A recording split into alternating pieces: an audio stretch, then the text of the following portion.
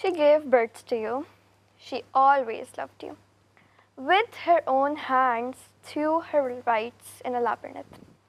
She raised you with strength and always stayed patient. But what was the result? Sometimes she's surrounded by hatred and sometimes abused. But she always stays strong, doesn't let it get through. She is supposed to teach her kids, raise them, fix others' mistakes. She never gets a free moment, but still one mishap and it's Kaimat. They say after every successful child are nice parents, but after every disgraceful child is the responsibility of a mother. This Women's Day, let's spread love and change our thoughts for once and for all. Very nice, माशाल्लाह, wonderful. बिल्कुल ठीक बात की इसने कि एक single mistake और माओ की जो सारी की वो जैसे कहते हैं ना सारी गुड बुक्स से सारी जो गुड क्वालिटीज होती है वो साइड में, लेकिन देखिए कितनी मेहनत होती है और कुछ ऑफ भी नहीं कहती माँ। मुझे अच्छा लगा आपको मिलके। बिल्कुल बिल्कुल।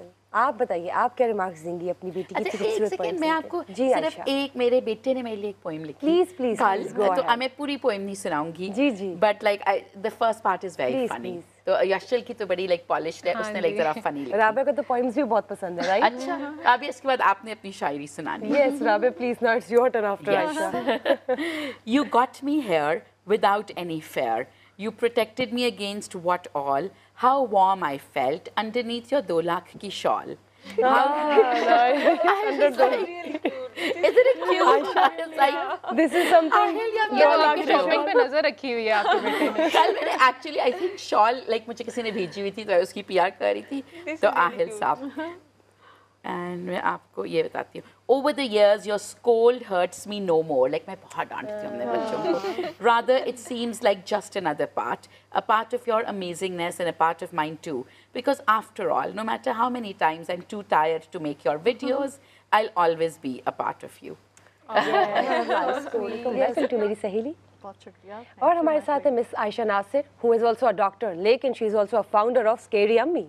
यस, अस्सलाम वालेकुम, वेलकम टू मेरी सहेली। Thank you. हमारे साथ एक क्यूट सी बच्ची भी आज मौजूद है और उनकी मदर भी, doctor Madiha Zafar, who is associate professor of anaesthesia, और उनकी बेटी है who is just 12 years old and she is still she studying in a school. लेकिन उन्होंने माशाल्लाह जनाब यशाल फातिमा की मैं बात कर रही हूँ, खूबसूरत सी बुक लिखी है। She is a poet, she is a poet's.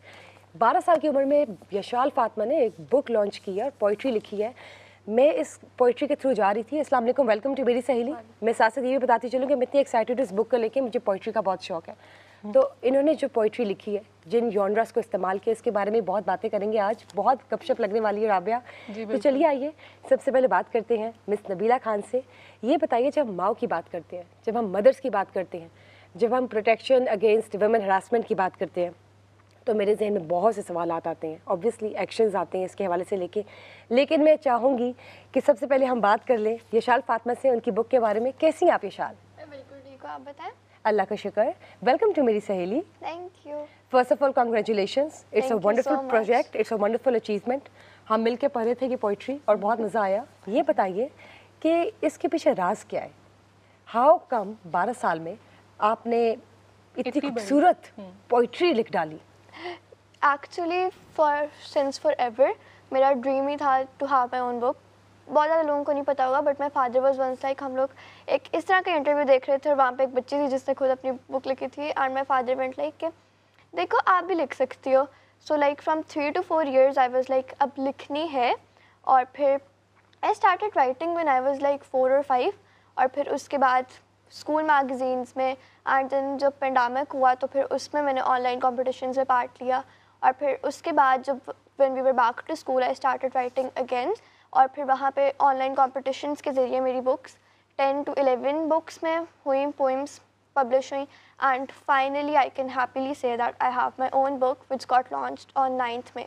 That's great. Mother's day पे, मतलब मदर्स डे तो नहीं लेकिन ऑब्वियसली हम कह सकते हैं। तो ये बताइए कि ये जो इतने डिफरेंट जॉनरास आप पे लिखे हुए हैं, इतनी सी उम्र में ये जॉनरास कैसे दिमाग में आए? आपने ऑप्टिमिज्म पे लिखी हुई है, आपने पेसिमिस्टिक लाइफ पे लिखी हुई है, आपने कलर्स ऑफ नेचर पे लिखी हुई है, सैड पे लिखी हुई है, हैप्पी वुमेन्स डे पे भी लिखी हुई है। तो ये जॉनर्स अपने दिमाग में कैसे लेकर आई? क्या इर्द गिर्द का माहौल क्या था? मदर की क्या इसमें वो है कंट्रीब्यूशन है? फादर की तो आपने बताया कि ही मोटिवेटेड यू। तो ये सब मुझे बताएं कि how come you started writing. जैसे कहते हैं ना आमद कैसे हुई, तो वो पहली आमद कैसे हुई? ओके, सो बेसिकली जैसे मैं जब 3 इयर्स की थी ना, तो बच्चे होते हैं, वो लोग सुन रहे होते हैं पोइम्स, टीवी पे हो, फ़ोन पे हो, they are listening to poems all the time. तो फिर उसके बाद ना उधर से ही इंस्पिरेशन मिली है, और मेरी फर्स्ट पोइम भी ना it was like twinkle twinkle traffic lights. तो फिर उसके बाद आप लोग नोटिस करेंगे कि मेरी बहुत ज़्यादा पोइम्स पे वो फ्रेज़ है कि on the streets, lying on the streets, क्योंकि अब मैं जब गुजर रही होती हूँ, स्कूल जा रही होती हूँ या कहीं पे भी जा रही होती हूँ, I notice many people that are like laying on the street, और जाहिर सी बात है they are not happy, poverty में है, इसलिए मैं उनके लिए लिखती हूँ। मेरे ना दिमाग में जब भी मैं कुछ भी देख रही होती हूँ, सो आई फील लाइक कि हाँ, अब वो लोग भी जो डिज़र्व करते हैं जो लाइफ में जी रही हूँ। So I just grab my copy and my pen and I just start writing. और ये ना एक्चुअली जस्ट अगर आपको फर्स्ट लाइन पता लग जाए ना, तो बहुत ज़्यादा लोग पूछते हैं आप लिखती कैसे हो। अगर आपको फर्स्ट लाइन पता लग जाए ना, जैसे भी कॉन्वर्सेशन हो रही है, तो आप लिखते ही जाते हैं, आपको पता भी नहीं लगता और आपका पूरी पोइट्री कंप्लीट हो जाती है। बहुत प्यारी बात की, अमेजिंग। मैं इतनी इम्प्रेस हुई हूँ कि इतनी छोटी सी उम्र में इतने ज़्यादा जॉनर्स के साथ पोइट्री करना और बुक लॉन्च कर देना, अमेजिंग। मुझे क्या बताइए डॉक्टर मदीहा, आपकी जैसे बेटी है यशाल फातिमा, आपने कैसे इसकी ग्रूमिंग की है, डेवलपमेंट की है? Yourself is a doctor, तो प्रोफेशनल और पर्सनल लाइफ को एक माँ के लिए कैसे लेके चलना, इट्स वेरी चैलेंजिंग। तो how did you come up with this? Yeah it's very challenging actually, and जो हाउस वाइफ्स होती हैं और जो जॉबियंस होती हैं, there is lot of difference, but I had to manage. और मैंने सोचा था कि मेरी बेटी है तो मैंने इसको दुनिया के सामने लेके जाना है और बहुत अच्छा ग्रूम करना इन अ पॉजिटिव वे।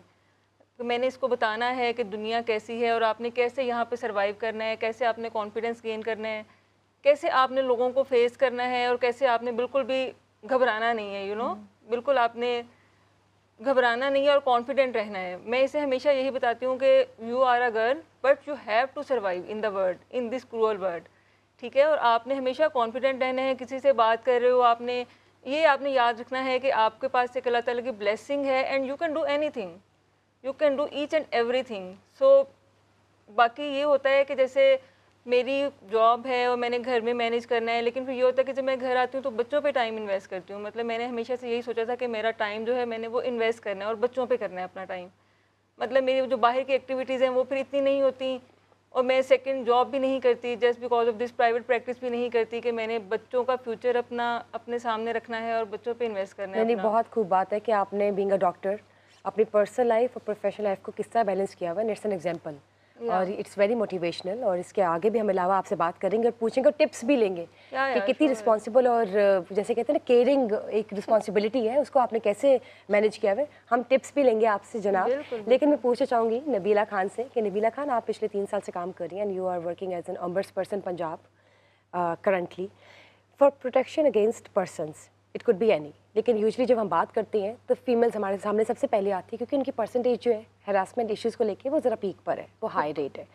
तो ये बताइए कि जब माओ की बात होती है तो आप बताएं कि ऐसे कौन से केसेस आपने मदरली केसेस देखे हैं जो आए हैं आपके फील्ड में, कुछ ऐसे केसेस आए हो जो बहुत चैलेंजिंग हो माओ को लेकर, जैसे ओल्ड एज होम में माओ को भेज देते हैं सारी औलाद, इसके हवाले से बताइए। बिल्कुल आपने ठीक बात की। हम वर्क प्लेस हैरेसमेंट को एक तरफ रख के अगर मदर्स की बात करते हैं तो मेरा ख्याल है सबसे पहले मैं ये ज़रूरी समझती हूँ बताना कि हमारे पास जो ख़वातीन आती हैं ऑब्वियसली वो मदर्स होती हैं, वर्किंग वुमेन भी मदर ही होती हैं ज़्यादा। और इसके साथ साथ जो आपने देखा होगा कि आजकल जिस तरह आपने एक बहुत ही सेंसिटिव टॉपिक की बात की है कि बच्चे बड़े होते हैं और फिर वो समझते हैं कि अब वो सब कुछ कर सकते हैं। तो सबसे पहला काम वो क्या करते हैं कि अपने ओल्ड एज मदर्स को, मदर फादर दोनों के लिए ही ये मसला होता है। और कुछ माशरे में ऐसी चीज़ें हैं बिल्कुल जो देखने में आई हैं। और रिसेंटली बल्कि एक वाक़या हुआ कि एक खातून जो डिफेंस में ही रहती थी, बड़े वेल ऑफ फैमिली से थी, लेकिन इसके बावजूद उनका जो एक बेटा था वो और उसकी वाइफ दोनों ने मिलके उनको इतना हैरेस करना शुरू कर दिया था इन दिस सेंस कि उनको हर चीज़ के लिए जो वो चाहती थी उसके डिस्कम्फर्ट के लिए उनकी जो वाइफ थी वो इस तरह की कोई ना कोई चीज़ें करती थी जिससे वो इरिटेट होती थी माँ अपनी सास के लिए, यानी कि मदर इन लॉ के लिए। और हस्बैंड इन्वॉल्व थे साथ? हस्बैंड को जब वो कहती थी कि अपनी वाइफ को समझाओ तो वो उल्टा अपनी मदर पे शाउट करते थे। अल्टीमेटली वो मेरे पास आया और उन्होंने कहा कि अब तो ओल्ड एज जो कपल्स हैं उनके लिए भी गवर्नमेंट के बहुत सारे इकदाम हैं, तो आप हमारे लिए क्या कर सकते हैं। तो चूंकि वो इंटाइटलमेंट उस खातून की थी, उस माँ की थी, उस घर की, और वो बड़े बड़े दुखे दिल से मेरे पास आई, जबकि एक बेटा उनके साथ स्टैंड कर रहा था, बेटी उनके साथ स्टैंड कर रही थी, लेकिन एक बेटा जिसको मैं समझती हूँ कि वो बड़ा ही नाफरमान, या वो उसको आप कह लें बदकिस्मत बेटा होगा जो अपने पेरेंट्स के साथ ऐसा उसका सलूक था। अल्टीमेटली जब मेरे पास आए तो मैंने फौरी तौर पर डिप्टी कमिश्नर कंसर्न को लिखा कि जो हाउस की इंटाइटलमेंट है वो मदर की है, माँ की है। तो माँ वो जो घर को जोड़ना चाहती है, माँ वो जो बच्चों को छत के लिए जो मैक्सिमम कोशिशें हो सकती है वो करती है, Utmost. ठीक है। लेकिन जब उसकी ज़िंदगी में वो लम्हा आया जबकि उसका हस्बैंड भी बेड रिडन है, वो ख़ुद भी मल्टीपल डिजीज़ में वो उसका शिकार है, और वो बच्चों से एक्सपेक्ट करती है कि बच्चे उसको देखें, लुक आफ्टर करें। तो मुझे फिर वो आयत याद आती है कि रब्बिर हम हुमा कमा रब्बा यानी सगीरा, कि अल्लाह पाक हमारे पेरेंट्स के लिए वो कर और उनको वो अता फरमा, वो शफ़क़त दे उनको जो उन्होंने हमारे बचपन में हमारे साथ की। बहुत तो बजाय कि हम ये करें, हमने अपने माँ बाप को इस तरह से मामलात में छोड़ दिया। लेकिन सॉरी मैं कंप्लीट कर लूँ, लेकिन अल्हम्दुलिल्लाह मैं समझती हूँ कि बहुत अच्छे लॉज जो हैं वो पंजाब में इस वक्त मौजूद हैं, और उसके रिजल्टेंटली माँ को उसका जो घर जो उसके नाम पे था उसमें उनको रहने दिया गया, और उसके बेटे को उससे अलग कर दिया गया ताकि वो इनको बहुत अच्छा आपने केस, तो अल्हम्दुलिल्लाह ये चीज़ें वेरी नाइस, मतलब हैट्स ऑफ टू यू और आपके इदारे को जिसने ये एक्शन लिया और इम्प्लीमेंट किया। और तमाम ये एक मिसाल है, एग्जाम्पल उन तमाम माओं के लिए, उन तमाम बच्चों के लिए जो अपनी माओं के साथ ऐसी बदसलूकी करते हैं कि प्लीज़ वेक अप। माँ जैसी हस्ती दुनिया में है कहाँ? कहीं नहीं है, कहीं नहीं है। One and only and irreplaceable personality. Ji Rabia कुछ कह रही थी। जी मेरा सवाल आयशा से है कि आयशा स्केरी अम्मी एक्चुअली में है क्या? ये टाइटल आपको मिला कैसे? Very nice question. So